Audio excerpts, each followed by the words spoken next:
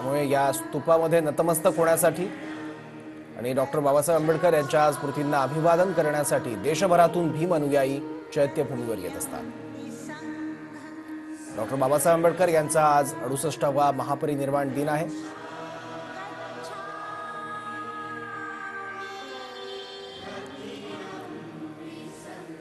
दरवर्षी देशभरातून लाखो भीम अनुयायी महापरिनिर्वाण दिनासाठी येत असतात। तर दृश्यांमध्ये अमोल मिटकरी आहेत आणि भाजप नेते कालिदास कोळंबकर आहेत। बाजूला काही बौद्ध भंते आहेत। प्रत्येकाकडून पुष्पहार अर्पण केला जातोय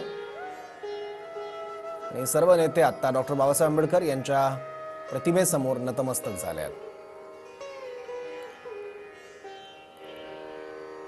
प्रोटोकॉलनुसार शासकीय मानवंदना दिली जाते।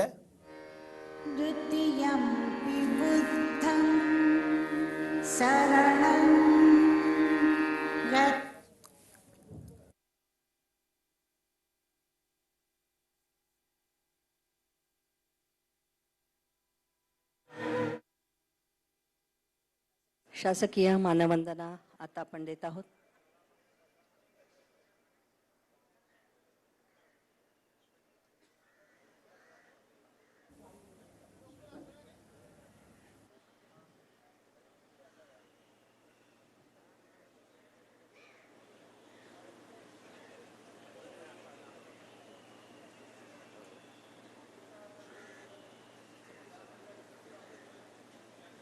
देखील प्रोटोकॉलनुसार दिली जाते।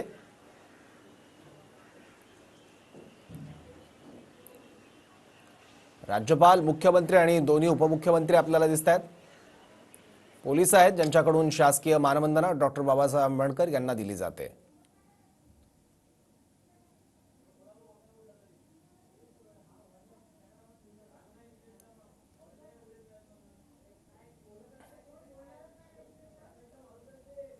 डॉक्टर बाबासाहेब आंबेडकर यांच्या 68व्या महापरिनिर्वाण दिनानिमित्त देशभरातून भीम अनुयायी लाखोंच्या संख्येने चैत्यभूमीवर दाखल होतात। त्यापूर्वी मुख्यमंत्री आणि दोन्ही उपमुख्यमंत्री राज्यपालांसह चैत्यभूमीवर आता पोहोचलेत आणि डॉक्टर बाबासाहेब आंबेडकर यांच्या स्मृतींसमोर, त्यांच्या प्रतिमेसमोर नतमस्तक झाले आहेत। आपण पुन्हा एकदा जाऊयात आपले प्रतिनिधी कृष्णा सोनारवारकडे। तो आता चैत्यभूमीवरून आपल्या सोबत आहे। कृष्णा, शासकीय मानवंदना दिली जाते, कशा पद्धतीचं स्वरूप असतं या शासकीय मानवंदनेचं?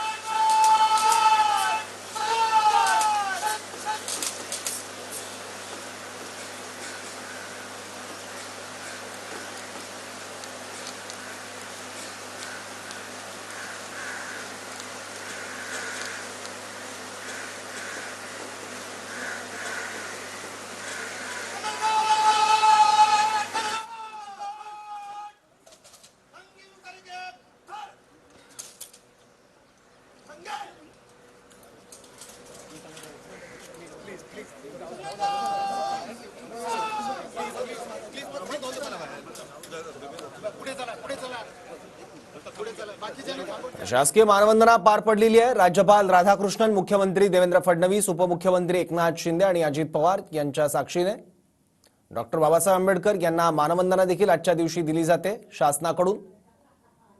डॉक्टर बाबासाहेब आंबेडकर यांचा 68वा महापरिनिर्वाण दिन आहे आणि दरवर्षीप्रमाणे यावर्षी सुद्धा देशभरातून लाखो भीम अनुयायी चैत्यभूमीवर दाखल झाले आहेत। या शासकीय मानवंदनेपूर्वी मुख्यमंत्री, दोन्ही उपमुख्यमंत्री आणि राज्यपाल चैत्यभूमीवर जात डॉक्टर बाबासाहेब आंबेडकर यांच्या प्रतिमेसमोर नतमस्तक झालेले आहेत।